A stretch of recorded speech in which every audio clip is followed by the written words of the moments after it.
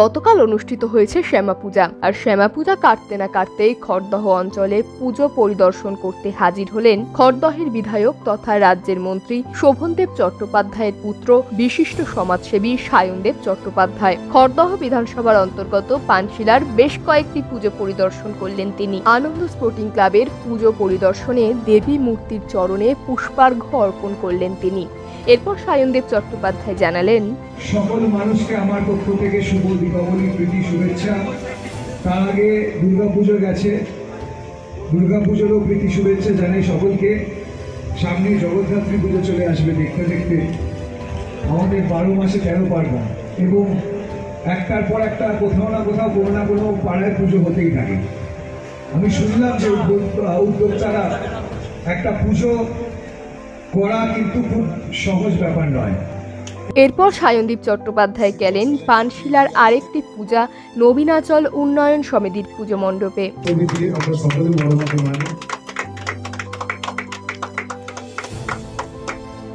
জয় বড় মা, জয় বড় মা।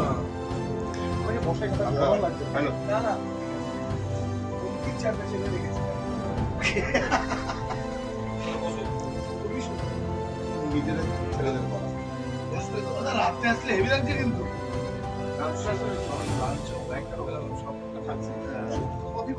এবার সায়নদেব চট্টোপাধ্যায় গেলেন 25 প্লট অধিবাসী বৃন্দের শ্যামা মায়ের আরাধনায়। সেখানেও শ্যামা মায়ের আরাধনা করলেন সায়নদেব। এরপরে স্থানীয় মানুষজন বড় মার ছবি দিয়ে উষ্ণ অভ্যর্থনা জানালেন সায়নদেব চট্টোপাধ্যায়কে। পুজো মানেই মিলন উৎসব, পুজো মানেই আনন্দ, পুজো মানেই আড্ডা। পুজোকে কেন্দ্র করে বহু মানুষ তাদের রুজি রোজগার সহ আন্তরিকতার শ্রীবৃদ্ধি করেন। তাই পুজো মানেই ছোট হোক বা বড়, বিশেষ কোনো ফারাক নেই। পুজো মানেই আন্তরিকতা।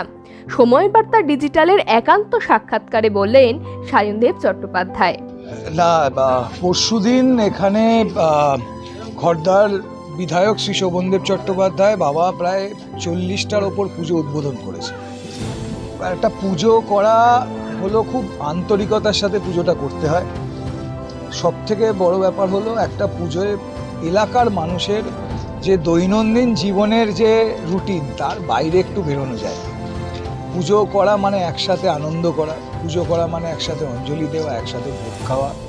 এই একসাথে জিনিসটা খুব কম হয় এখন। মানে আমাদের এত মানে শক্ত হয়ে গেছে জীবনটা। মানে প্রতিদিনের কাজ আর ওই গল্প আড্ডার এই নিয়মগুলো আস্তে আস্তে উঠেই যাচ্ছে, সময় পাওয়া যায় না। তো সেখানে এই পুজো, দুর্গা পুজো হোক, কালী পুজো হোক, এই সব সময় কিন্তু মানুষকে একসাথে পাওয়া যায়।